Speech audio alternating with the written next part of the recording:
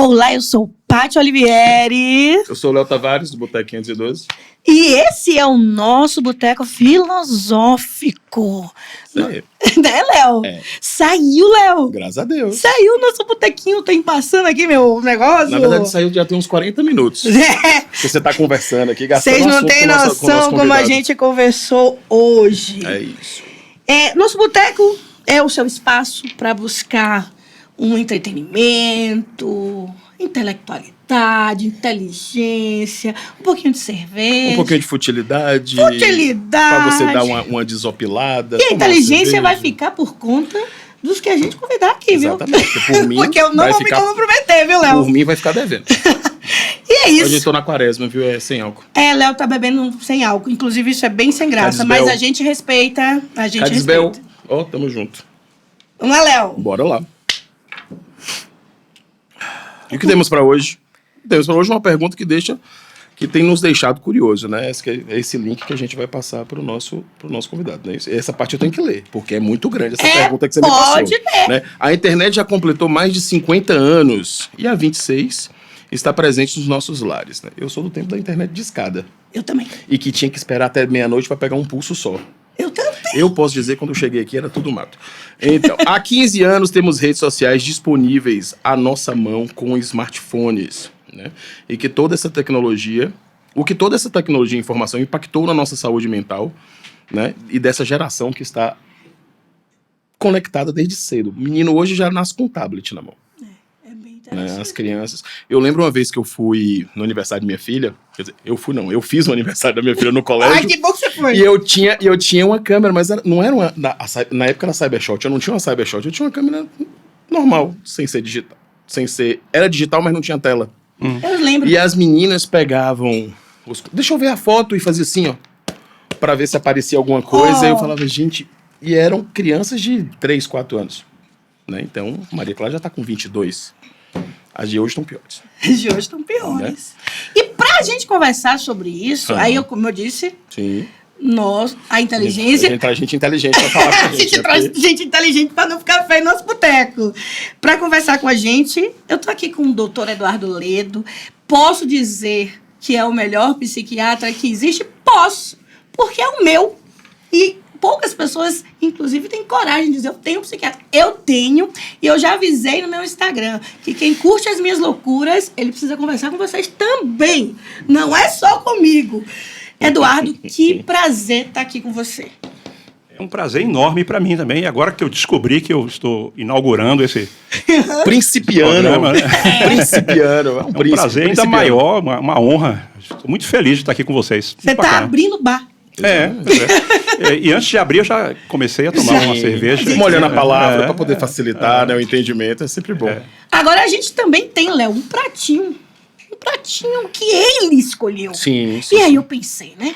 Uma pessoa fina, estudou em vários... fora do país, livros publicados. Você ficou pisando em ovos. Fiquei, pensei que ele ia dizer. dizer assim, não, eu não como essas coisas. Mas ele ia ser educado e ia dizer, não, mas não tem problema. Não, ele escolheu o quê, Léo? Barriga de porco. Maravilhoso. Barrinhas de cereais. Barrinhas de cereais de porco. Quando me deram a opção, eu não tive a menor hesitação. Sensacional. Sensacional. Então- Eu tenho que agradecer ao Bado Véi, que foi quem Bado nos... velho, o Léo é Bado botequeiro, né? Ele sabe O Bado onde Véi foi quem tá. nos forneceu a panceta pururucada. Nossa linda assistente. Que Ai, bonitinha. Eu que fiz, viu, gente?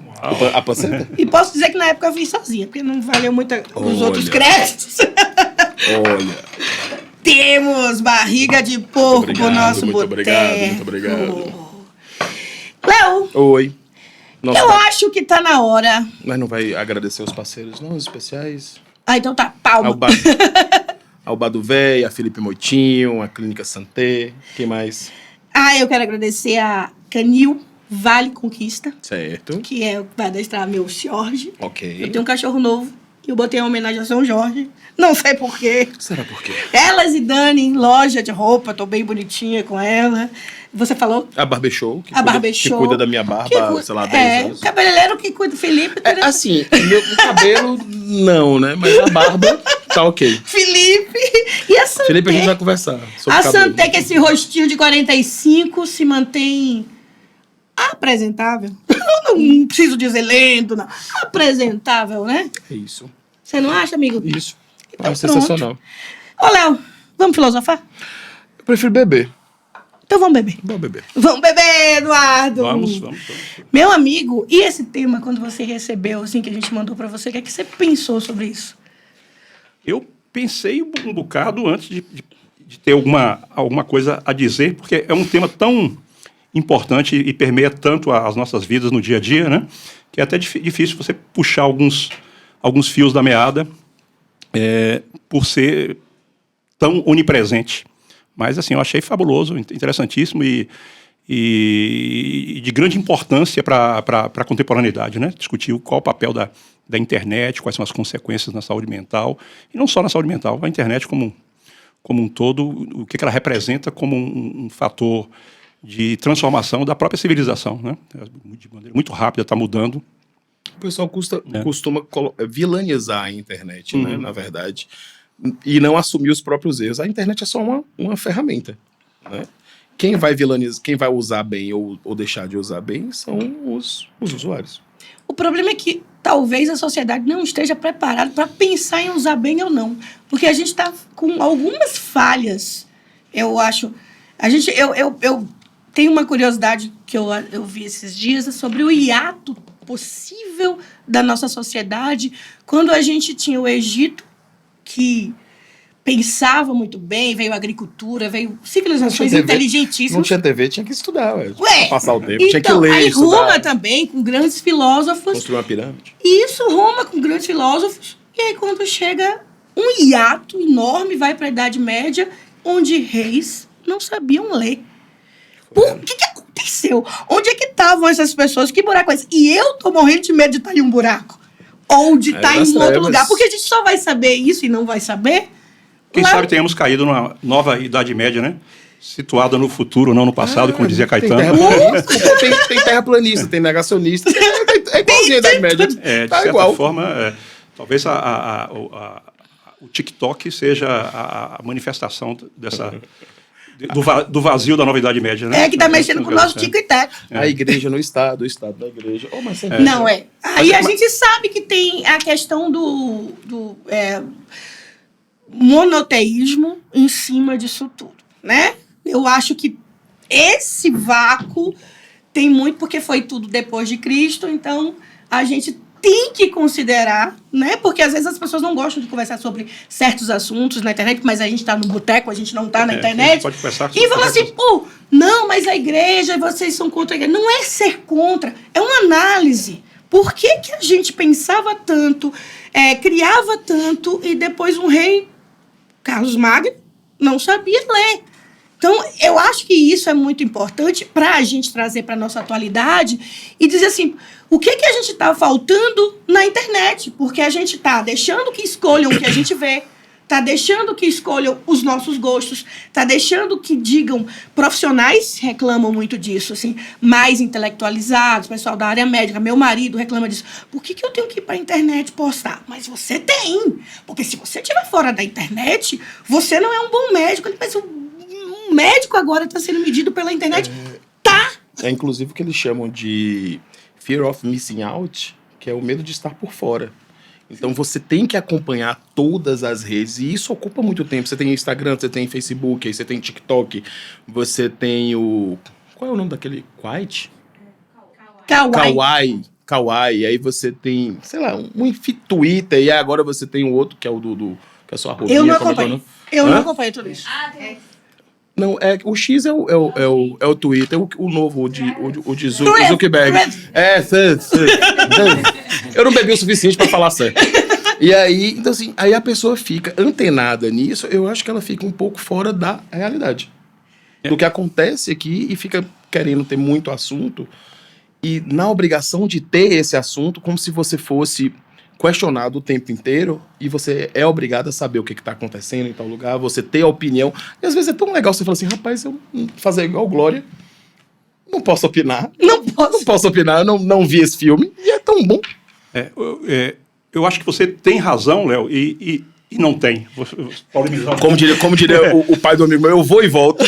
Meu pai fala isso. Eu vou e volto. Eu diria que depende do momento. No primeiro momento, a internet ela tinha essa característica de fato de que depende do que você faz dela, né? Ou seja, se imaginava que era uma plataforma que iria democratizar a informação, as discussões e nós viveríamos então no melhor dos mundos e seria uma plataforma inclusive muito democrática. Sim.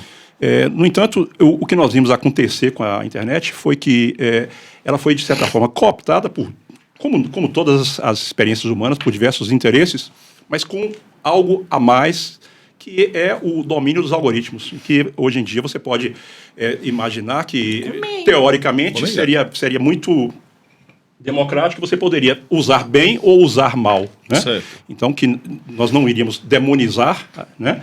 Nem achar que seria o paraíso, que depende do que você faz com ela. É mais ou menos o que se diz assim, o que você faz com drogas ou o que você faz com o tempo que você passa na televisão.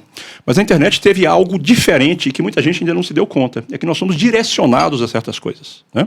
Então, os algoritmos, ele nos coloca em bolhas, ele estimula as diferenças, o ódio, né? As identificações pelas pequenas diferenças que faz com que o agrupamento humano, digamos assim, a civilização, que ela se compartilhe e que nós tenhamos cada vez mais dificuldade de comunicação, quando nós deveríamos ter maior capacidade de comunicação. Eu concordo que nós não devemos demonizar a internet. A internet é fabulosa em vários aspectos. Né? Sim. Hoje, a forma como nós temos informação, um evento como esse, né? Que vocês, antigamente, era muito difícil você fazer um podcast, É a popularização da informação. Né? Qualquer um pode ser um jornalista. Hoje em dia basta ter um celular, tirar foto. Exatamente. O que traz os seus riscos, né? Também. Ou seja, qualquer um pode ser jornalista, mas qualquer um tem opiniões, muitas vezes, que são completamente enviesadas e que levam, muitas vezes, milhões de pessoas a acreditar nas coisas mais inacreditáveis, né? Que no meu tempo, eu não diria no tempo de vocês, porque eu sou ainda de outra geração, mas que no meu tempo era impensável você acreditar. Por exemplo, hoje nós temos de volta a ideia de que algumas pessoas creem e que a Terra é plana. Isso não é brincadeira, isso é verdade. Ou seja, as pessoas acreditam. Há pessoas que acreditam nisso. E elas fazem programas, elas têm... Para provar que elas estão certas. Para isso, né? E às vezes elas estão... tem dó do iluminismo, né? Deu um trabalho... Teve um que ele fez um experimento para provar que a Terra era plana e ele dá uma tristeza quando ele vê que ele estava errado. Porque o experimento dele prova que ela é redonda, ele fica assim... Pelo menos ele levou o experimento com as consequências. Aí ele fala, poxa, eu queria tanto estar certo. Eu estava tão cego querendo estar certo quando as pessoas me falavam. E tem muito disso na internet. Você, quando você está discutindo, parece que a pessoa está xingando sua mãe. Né? Você não quer retroceder, você não quer dar o braço a torcer. Não é uma discussão saudável. Eu mesmo sabendo que estou errado, eu vou segurar o meu ponto de vista e depois vou partir para agressão, vou lhe xingar, vou falar algum defeito seu e tal, se eu puder, né? Se eu puder diminuir sua imagem e sua credibilidade como profissional, eu vou fazer isso lindamente, porque eu quero provar que eu tô certo. E assim, a coisa viral também preocupa, porque se eu for no consultório e eu tô com o poder de um celular na mão e eu saio de lá e digo, o doutor Eduardo Ledo me tratou mal, ele é péssimo, me assediou, me fez mal, e aí eu tenho essa voz com alguns seguidores, ninguém procura saber. Não procura. Vai saber talvez depois. Então, assim, hoje a gente perdeu essa coisa. Normalmente não há contraditório, cada um fica na sua bolha, né? Destilando os ódios recíprocos, na verdade. E aquilo que aconteceu naquele site de fofoca fora, que o cara inventou uma história e a menina se suicidou em relação a... Foi ao Whindersson? E depois você descobriu... Você viu a descoberta de hoje, né? Qual foi de hoje? O inquérito policial. É bom, olha... Eu vou inteirar aqui o meu amigo, porque eu não acredito que Eduardo fica olhando...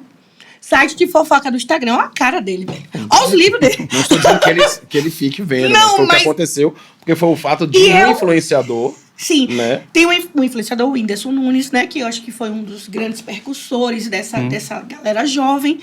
E uma menina saiu como a fé dele, estava com ele em algum momento. E ela foi às redes sociais pedir para que as pessoas parassem de viralizar isso, que isso não era verdade e tal. E isso acabou com ela e ela suicidou. E quando isso aconteceu, houve um inquérito para saber de onde vem, quem foi que viralizou. Hoje saiu o resultado. Certo. Ela estava com depressão profunda e foi ela mesma. Isso é um fenômeno... Ela mesma provocou... Então foi Um suicídio assistido. Ela Foi provocou o próprio foi suicídio. um suicídio de um arrependimento de um ato, né? Provavelmente. É, Isso, o que é ele dramático e trágico. isso Antes ele que- pode falar muito melhor. Antes que descobrissem, ela falou, tchau. Foi Não nessa. sei se é antes que descobrir. Fui de arrasta pra cima. Pronto, essa mente. É. A mente do deprimido vai até aonde? Quando você... Existe também a neura, a perseguição dentro da mente do deprimido, Eduardo?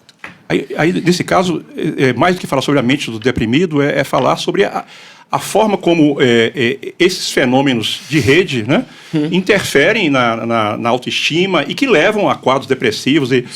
Sim. Por exemplo, hoje se sabe, há um estudo inglês que demonstra que entre 1997 e 2017, o número de suicídios entre meninas no Reino Unido aumentou em 4 vezes. Né? Então, e eles associam isso ao fenômeno das redes sociais. Né?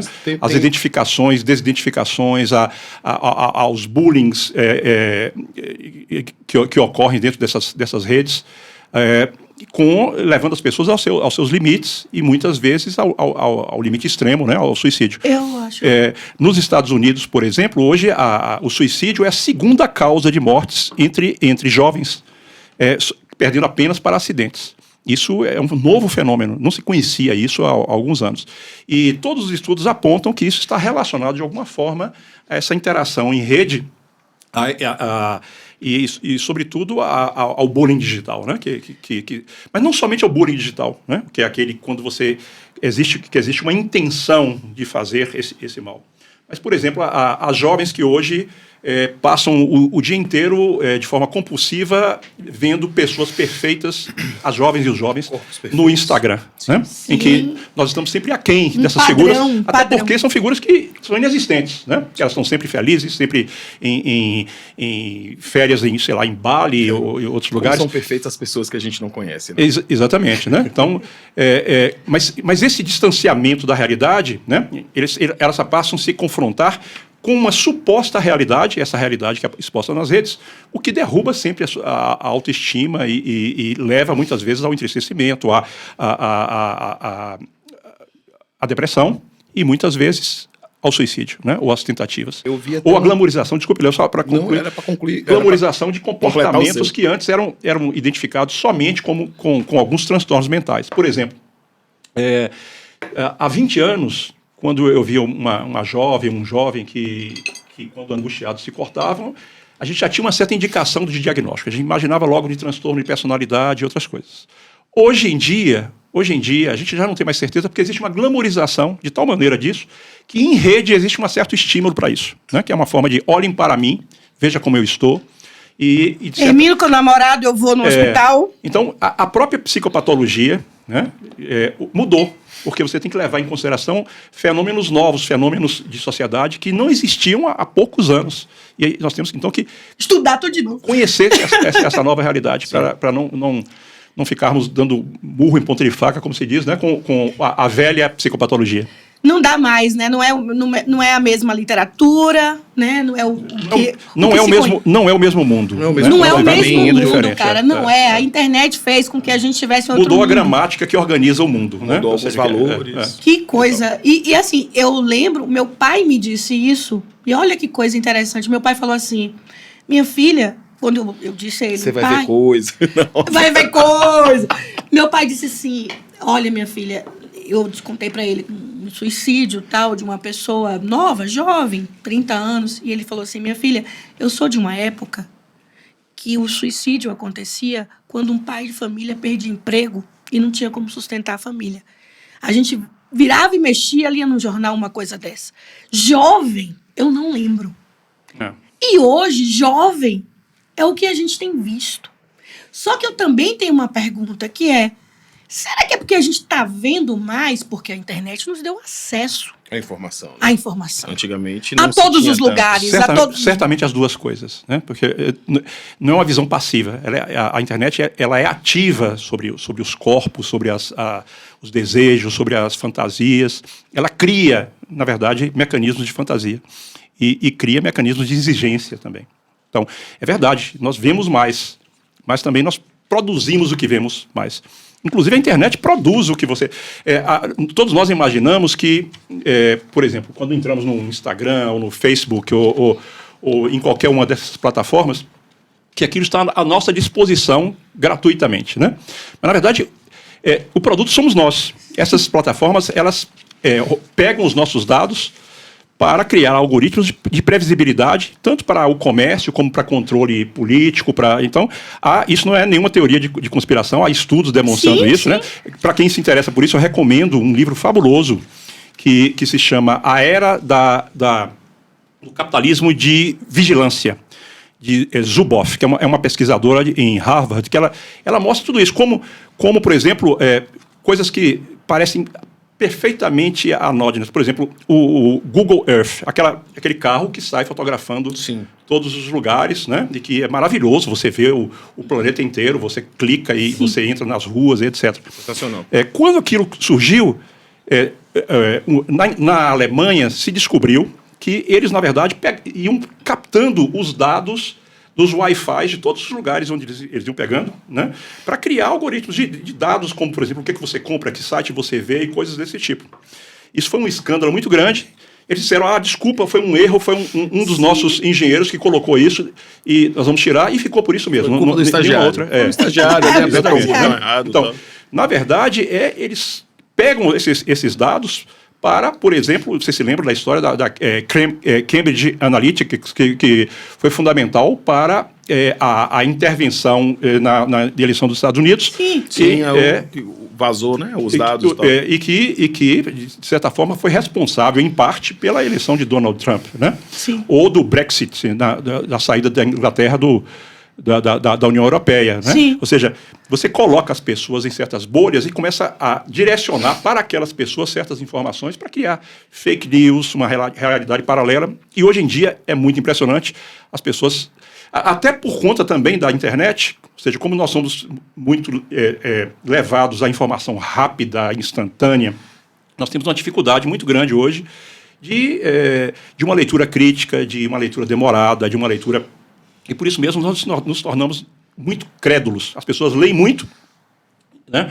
Tem muita informação, mas, na verdade, são muito mal formadas, na verdade, com espírito crítico, para interpretar essas informações. Eu concordo. Eu acho que isso veio também com a instantaneidade que a gente responde um comentário, que a gente vê uma notícia e não checa que se é fake news ou não, e já passa pra frente. A gente é cancelado na internet. Então, cadê senso crítico? Não tem, eu não paro pra pensar, até porque é cômodo, né, Léo? Tem uma história muito boa com esse negócio de fake news, que eu virei pra ele e falei assim, inventar um nome fictício. Carlos. Ô, Carlos, você fica mandando esses fake news, moço, sobre determinado partido político ou sobre determinado time e tal. Você não tem vergonha, não? Você pega e replica daquele jeito. Ele virou pra mim e falou assim, Léo, eu quero que se explodam. Você não falou exploda, né? Sim. Não pode falar. Pode falar. Pode, não vai. Eu quero que se foda. Quem quiser descobrir a verdade, que procure. Então, assim, eu falei, velho, foi a resposta. Mas é o que ele tá falando. Mais sensacional. Essa pessoa que replica a fake news... Ele tá cagando e andando. Ele tá feliz da vida. Ele quer isso. Ele quer isso. Ele não tá preocupado. Quem quiser... Eu quero mais cerveja. E as plataformas querem isso. Né? Você sabe que elas estimulam a X, a antigo Twitter, por exemplo. Eles têm uma crítica, desde que o Elon Musk comprou, ele tirou vários dos filtros que existiam, justamente para checagem e coisas desse tipo, porque a polêmica faz maior interação. Sim, né? O povo adora a verdade ou a discussão mais comedida, ou o pensamento organizado, ele não cria interações. Inclusive, isso aqui dá menos like. Mas a gente quer isso aqui. A gente sabe que isso aqui dá menos like. Chega um momento que a gente se pergunta, para que eu quero tanto like também? O que significa eu fazer o like? Com esses legalzinhos? Você tem que lembrar que like, porque assim, parece like é legal, então, mas assim, like é apenas um algoritmo. Aquilo ali faz parte desse universo, né? Que você coloca nomes e que dá uma roupagem bonita. Mas que, na verdade, aquilo tudo é uma máquina de fazer dinheiro. O que tem seu lugar, eu não estou, repito, não estou demonizando a internet. Não, a gente né? não. Mas, a gente está aqui para beber, comer nosso negócio de boa. Mas quando se torna o que é o onipresente nas redes, na verdade, hoje em dia, é a grande mão do mercado, no sentido de Adam Smith, que ele dizia assim, que existe a mão invisível do mercado. Sim. Só que essa mão invisível do mercado hoje, ela quer nos estrangular, né? Ou seja, é isso que está acontecendo a partir da desregulação, dessa desregulamentação geral das redes que começou sem nenhuma regulamentação e que hoje a gente tenta, de alguma maneira, né, dar algum limite a esses abusos. E muita gente pensa que isso é uma intervenção, é uma limitação da liberdade. Não, isso é, na verdade, para permitir que a liberdade permaneça, porque a democracia ela depende, né, de algum tipo de controle, porque senão nós estamos perdidos. A grande mão do mercado, a mão invisível do mercado, ela está sempre a serviço do mais forte.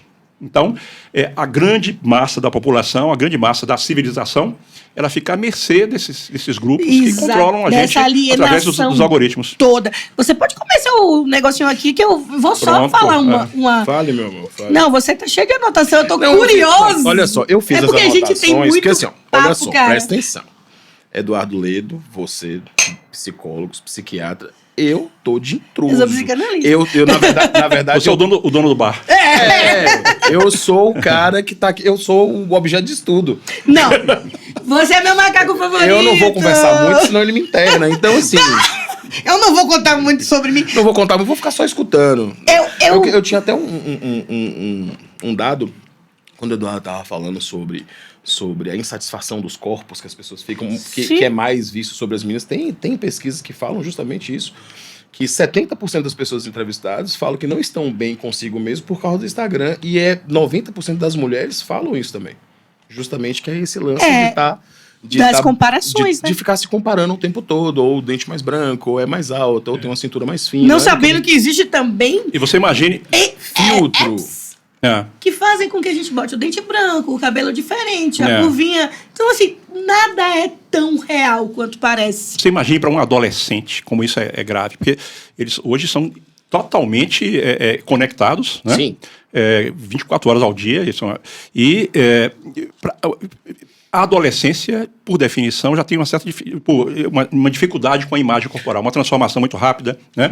O início da vida sexual. De que Deus nos odeia. Porque não tem... O adolescente não se entende, a gente não entende o adolescente, e aí os pais brigam com os filhos, e aí depois fica tudo, meu Deus, por que eu briguei com meu filho? Meu Deus, por que eu briguei com meu pai? E aí vamos conversar, briga de novo. É isso. E a quantidade de bullying que existe hoje nesse universo, eles padecem, eles sofrem demais do bullying digital. Isso que é uma refinação do bullying, porque antigamente se eu falasse mal de você, você ia tomar satisfação. Olha qual é, Léo. Qual o problema tal, não sei o quê. E talvez eu não tivesse o culhão de falar mal de você na sua cara. Não foi você quem disse. Né? Não foi eu, não. Foi Paty. Eu só fiz explicar. Você não ia bater numa mulher, ia ficar por isso mesmo. Mas pela invisibilidade que a internet lhe dá. E que mostrou o nosso inconsciente a céu aberto, na verdade. Eu posso lhe xingar. E, assim, tem gente, como eu falei daquela conversa que a gente teve, tem gente que tá lá só pelo caos. Ele, às vezes, nem acredita nisso. Ele só tá lá pra lhe perturbar. Ele é um troll. Ele vai lá, fala mal de você, e você reclama, ele ri daquilo que você falou, ele perturba com outra coisa. E aí são os trolls. Os trolls, eu aprendi isso com eles. Isso, e não se deve alimentar os trolls. Claro. Agora, sim, eu acho também justo, né? A gente não ser só pelo caos, a gente trazer um pouco de solução possível. Não, a gente não tá pelo caos. Eu tô falando que tem gente Não, mas eu digo o boteco filosófico trazer um pouco de solução possível. Você vê o que de solução, já que a gente colocou aqui tantos problemas e tem outros tantos que a gente não falou, porque o nosso tempo também não é tão comprido como assim. Que tá nosso tempo aí? A gente tá bem. Não, a gente tá bem de tempo, mas eu gostaria também de falar assim, eu imagino que se a gente agisse assim ou assado, para vocês, qual o caminho para que a gente preserve a nossa saúde mental, as nossas famílias, a nossa relação com os nossos filhos, a nossa bolha? Porque, de fato, a gente é um pouco egoísta, mas tem que ser em alguns momentos. A gente não tem como resolver o mundo, mas a gente resolve o mundo resolvendo dentro da gente, dos nossos lares, com os mais próximos. E eu gostaria mesmo, assim, eu sei que é um caos, não estamos demonizando a internet. Amo a internet, estou aqui com ela nesse momento, nessas redes sociais todas que a gente uma plataforma, inclusive. ganha dinheiro com ela, Sim, entendeu? Nossos patrocinadores, isso. então não posso dizer que isso é ruim, mas eu acho que há de ter um equilíbrio. A humanidade sempre buscou esse equilíbrio, acho que nunca teve. Em nenhum momento, nós não somos exclusivamente desequilibrados na sociedade. Mas assim, hipoteticamente, apologicamente, o que seria bom, velho, para que a gente não entrasse nessa crise de ansiedade do trabalho, porque na internet todo mundo produz 24 horas por dia. Olha como ele trabalha, olha como ele sai, olha como ele vai pro boteco, olha como ele grava rios. Aí você fala assim, eu não faço nada. Que é uma das coisas também que leva o povo à depressão, que é justamente Ansiedades. essa comparação de produtividade, como se você estivesse sendo Inútil. cobrado o tempo inteiro. Exatamente. Né? Eu conheço pessoas formadas, pessoas que estão fazendo doutorado, né? Então estão doutorando, e aí a gente conversando, fala assim, tem hora que eu me sinto inútil, porque eu acho que minha pesquisa, eu falei, velho, você tá doutorando?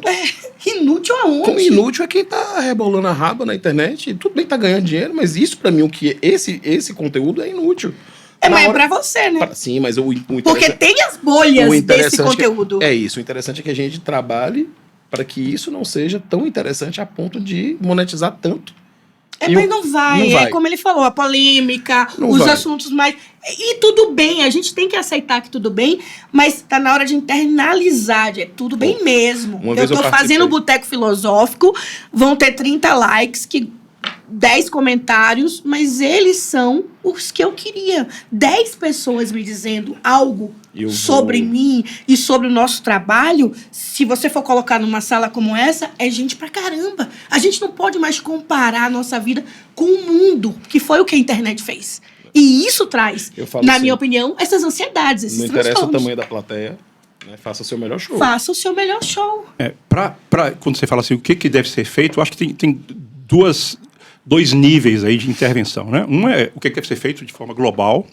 Eu acho que nós vamos aprender isso com o tempo. Essa mudança é tão radical, tão rápida, que nós ainda não aprendemos. Não existe uma espécie de um código ético e não apenas legislativo, não apenas uma lei que é criada, mas assim, uma forma de se relacionar com o outro e com o mundo na internet, que foi tudo tão rápido e está sendo tão rápido que nós não tivemos tempo de nos adaptar. Agora, no nível mais pessoal, há coisas que nós já podemos fazer, né? Eu recomendo, inclusive, também a quem se interessar, tem uma reportagem na revista Piauí dessa semana, que é do Marcelo Soares, é muito interessante, o próprio título, que diz o seguinte, o celular é uma arma de distração em massa, né? Então, como é que nós vamos lidar com essa arma de distração em massa? Então, ele faz uma série de coletas de dados sobre esses dados epidemiológicos, o que está acontecendo, aquilo que eu falei, por exemplo, do aumento de 4 vezes de suicídio, veio dessa reportagem. Sim. Né? Mas eles trazem uma série também de alguns especialistas que trabalham com isso agora, uma série de conselhos para que você comece a ser, de certa forma, a levantar uma barreira. A criar certas barreiras, né, em que você possa proteções. Transitar, porque é sem volta, nós vamos ter que lidar com essa tecnologia, né? Mas sem sermos escravizados, sem sermos hackeados por ela, porque é isso que está acontecendo, né? Na verdade, a tecnologia que deveria estar a nosso serviço, nós passamos a estar a serviço dessas grandes empresas que nos controlam de alguma maneira e que criam lucro com isso. Aqueles quiz que o povo responde, aquelas coisas de... Um exemplo de roubo de dados que a gente... Por exemplo, hoje nós não conseguimos ir a uma farmácia sem colocar o seu CPF. Eles pedem o CPF. Para que eles pedem aquilo? Para te dar um desconto? Não. É para direcionar o remédio para você que está acabando. E saber, esses dados eles têm valor. Por exemplo, você pode vender dados para uma empresa que vai te propor um seguro de saúde, para saber que remédio você compra, quanto você gasta de remédio e coisas desse tipo. E também o perfil, mesmo que não seja direcionado para a saúde, mas o perfil de consumo. Isso são dados que são alimentados, né, e que agora, inclusive, com inteligência artificial, nós vamos ter um processamento dessas informações que já ninguém mais vai ter o controle, né? O controle vai estar nas mãos, na verdade, da própria tecnologia. Isso Eu tô com medo da minha nunca Alexa. aconteceu antes. Eu tô com medo dela. Por que a Alexa é relativamente barata? Você já pensou sobre isso? A Alexa, porque é interessante ela estar lá dentro. A Alexa é impressionantemente barata pelo que ela oferece. Porque ela oferece. Sim. Por quê? Porque eles te dariam uma Alexa de graça, porque eles querem os seus dados, eles querem o seu perfil de consumo, A eles querem o que você interessa. Né? Mas não é só a Alexa, é o seu celular. Cada clique que você dá, você vai criando um perfil. Você faz uma pesquisa. E com isso eles conseguem prever. Você começa a receber o que você vai desejar. Daqui a pouco eles começam a nos conhecer mais do que nós mesmos, né? Porque a partir de um perfil estatístico, eles sabem o que você gosta e o que você gostará, quais são as tendências, né? Por exemplo, os filmes da Marvel, né? Ou seja, Falei que não era para ter conversado antes, tá vendo? A gente conversou muito antes disso aqui, vocês não têm ideia quantos podcasts a gente faria com o Eduardo. Eu estou me sentindo como se estivesse repetindo, mas para quem está Não, ouvindo, você não tá porque nós conversamos sobre isso, né? Ele falou a respeito da reportagem da matéria que saiu no Jornal Piauí. Aí quem quiser procurar, esse programa foi gravado dia 6 de março. E eu vou deixar, a gente vai deixar, né? Vou pedir ao editor. Uma reportagem dessa semana, quando a gente for postar, foi gravado dia 6 de março. Então são criados... eles vão traçando o perfil do seu consumo, do que você vai gostar e da média da população. Então você pode fazer, por exemplo, filmes que vão cair sempre no gosto do público. Você pode pensar assim, mas é bom, porque as pessoas gostam, então vai ter sempre algo direcionado para elas. Mas é péssimo para a criação, para a civilização, para a cultura, porque a cultura é feita de pessoas que vêm e que fazem algo diferente, né? Você falou da Idade Média, não sei se antes ou agora durante o programa, já não me lembro mais. Estamos na Idade Média digital, na Idade Média digital. Quando em Florença, Masaccio, Brunelleschi começaram a trabalhar com perspectiva e revolucionaram as artes, eles começaram a fazer algo diferente que era estranho para a população que vivia em Florença. E graças a isso nós tivemos o Renascimento, entendeu? Sim. Então, assim, se você começa a fazer sempre aquilo que é o previsível, né, nós começamos a criar uma cultura superficial, vazia, apenas de consumo, e que você consome hoje, que amanhã já não serve mais, e que tem outro consumo. Os grupos de rock, por exemplo, hoje em dia, né? Isso tem que conferir a fonte, porque eu não me lembro onde eu li. Mas a gente já bebeu e tá no bar. E como é um boteco, eu vou citar isso aqui. Mas assim... já faz a provocação. Há algum tempo, isso eu não me lembro onde, viu? Não me lembro onde. Mas então, foram a fonte, muitas leituras, eu tenho certeza. Mas garanto que li que, por exemplo, boa parte das grandes bandas hoje, as composições são feitas por algumas poucas pessoas.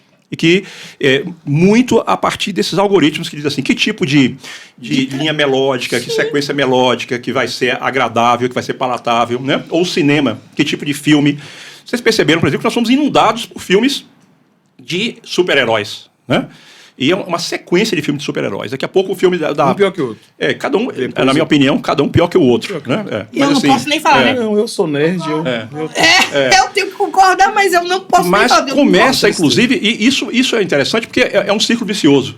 Isso, ao mesmo tempo que faz o que todo mundo quer, começa também a formar o gosto do público. Então o público vai gostar daquilo que pode consumir. É como música também, né? Ou seja, boa parte da música que nós temos hoje nas rádios, elas são feitas para isso, para um consumo imediato, que some por 2 meses. Coisas normalmente de muito má qualidade. Ela vem, né? maceta na nossa cabeça. Exatamente. E a má qualidade não é apenas em letra, não. É melodia, uma melodia prática. Quem gosta de música sabe, é uma coisa muito pronta.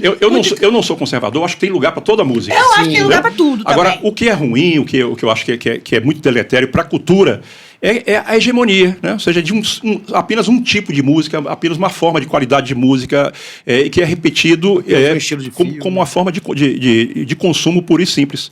Isso é ruim para a cultura, é ruim para a vida das pessoas. Elas passam a ter uma vida mais superficial, mais rasa, com menos acesso a coisas interessantes e a criação. Porque a cultura ela deve ser, na minha opinião, criativa, para criar coisas novas, para nós sairmos daquilo que... Senão nós vamos imaginar que que o mundo está muito bom, que a cultura está ótima e que não precisa de nenhuma transformação. Ficando, não vamos fazer mais nada. Eu acho que... E não vamos fazer nem história. Estamos todos de acordo que não é o caso, né? Agora, mas para você faz como para se proteger disso? Dá essa dica pra nós aí, velho. Vou no boteco, tomo cerveja. Vou no boteco. boteco. Você antecipou a minha... Boteco-terapia, é o boteco-terapia. Vou ao boteco. Mas assim, eu realmente tenho um certo cuidado de não conviver, ou melhor dizendo, cotidianamente, eu não convivo com esse tipo de tecnologia, né? com redes, com a rede. Então, eu faço um esforço para isso. Não é fácil, não. Nós somos, a todo momento, cutucados. Aliás, essa expressão cutucar, você sabe que isso foi, em 2009, foi criado essa coisa de cutucar. O MSC? Vou te cutucar para você ter e é uma forma de te manter sempre ativo naquele processo, né? E se você mantém seu celular, então... No Facebook tinha isso. Começou com o MSN. Começou com o MSN. O MSN que tremia a tela. Você mandava uma mensagem, a pessoa não respondia, você ficava... Foram tecnologias feitas para te manter sempre ativo. E se você demora muito, ele te manda alguma coisa, mesmo que você não se interesse, mas para você olhar e ver o que é aquilo, né? E esse mecanismo, inclusive, isso tem repercussões, inclusive, neurobiológicas. O nosso cérebro, ele vai se adaptando a isso da mesma forma que ele se adapta a drogas. Ele age, existe uma parte do nosso cérebro que se chama circuito de recompensa, com liberação de dopamina, em que tudo que você faz e que você vai se tornando dependente, você vai entrando nesse mesmo circuito, que vai de uso de drogas a uso de tecnologia. Não é à toa que hoje você trata a dependência de tecnologia tal como dependência de drogas. Eu quero saber também, Léo, aqui, o que é que você faz para você se proteger? Ou então você não se protege, você tá na galera do caos? Não é isso. Foda-se. Não é bem isso, não.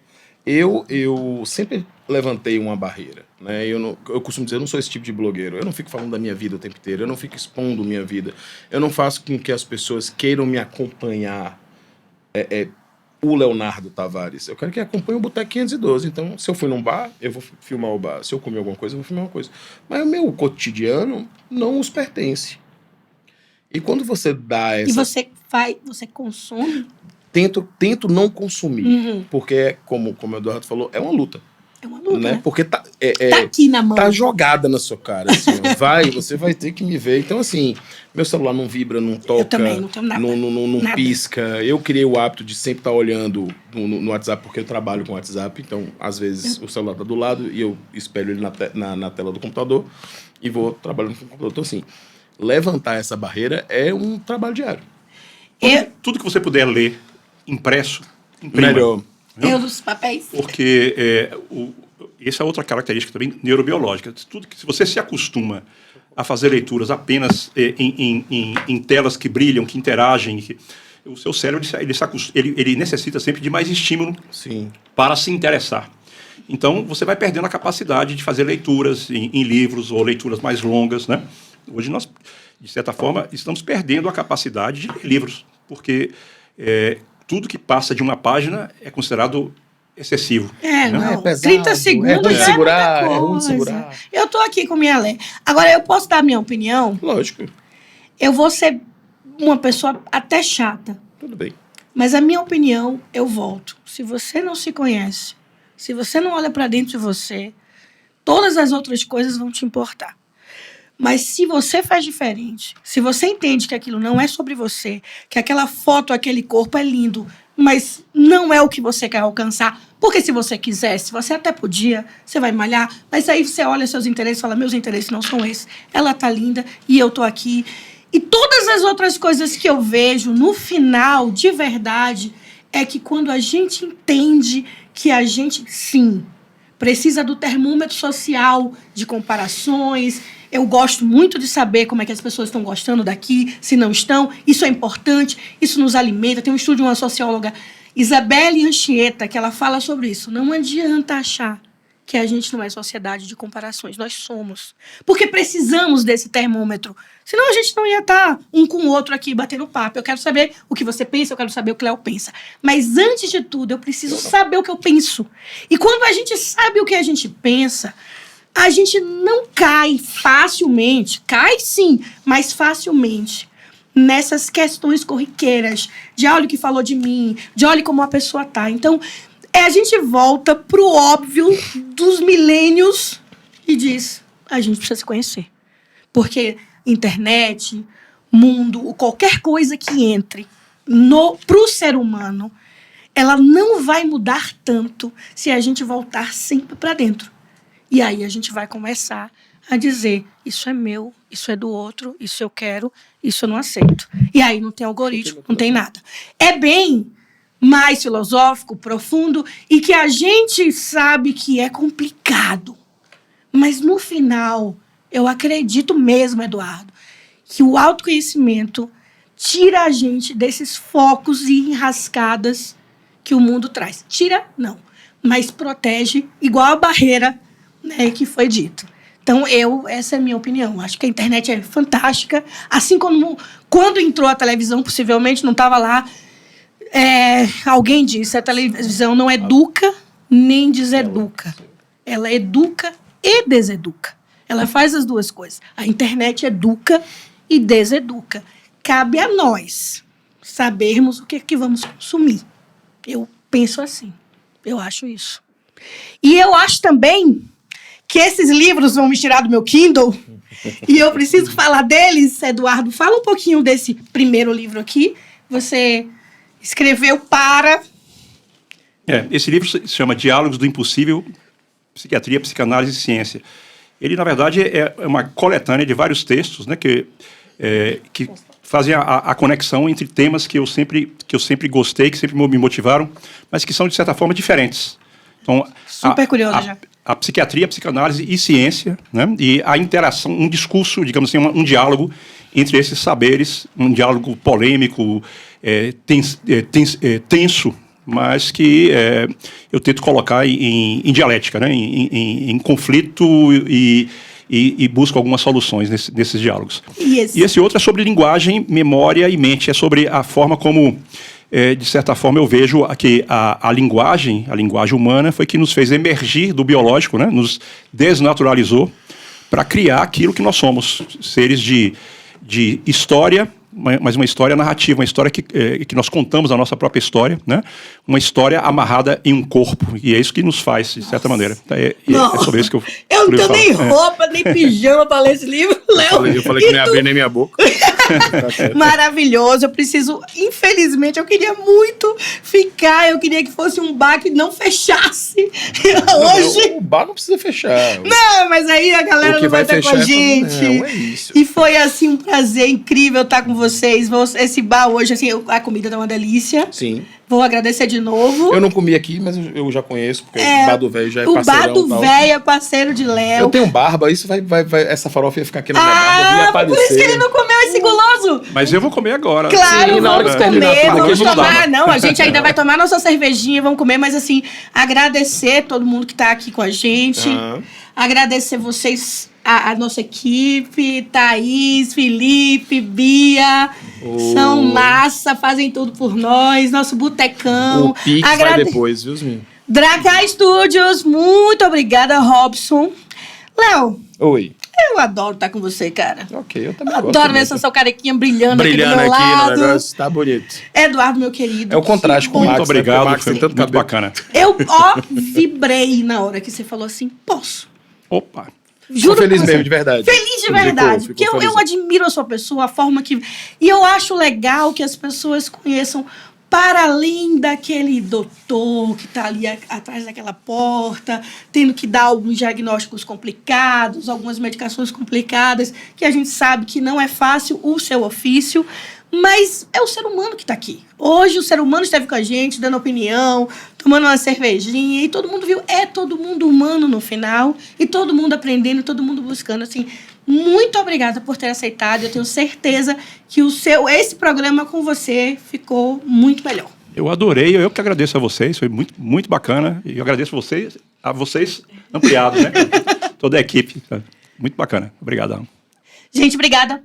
Até o próximo. Obrigado pela paciência, pela audiência. Até a próxima e fui. Fui.